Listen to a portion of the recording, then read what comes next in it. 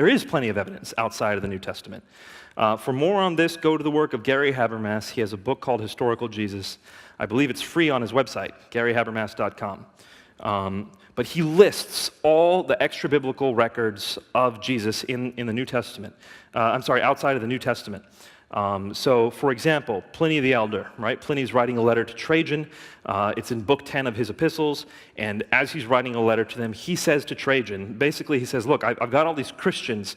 I've been asking them what they do, and they just tell me that they're trying to be good and helping people, but I don't believe them, so I've been killing them. Emperor Trajan, tell me how I'm supposed to do this. Should I be seeking them out and killing them?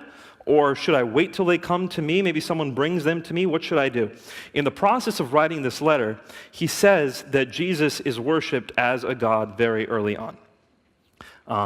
In other letters, we see things, for example, Lucian of Samosata, we see that in the Talmud, which is a Jewish source, we see in Mara bar Serapion, we see in Tacitus. These are all non-Christian, non-New Testament sources.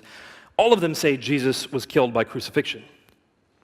So that is why scholars like Bart Ehrman, who I mentioned before, like Paula Fredrickson, like Marcus Borg, who I believe recently passed away, all these scholars who are non-Christian can say we can be certain that Jesus Christ died by crucifixion under Pontius Pilate. Paula Fredrickson even says that this is one of the most certain facts of history.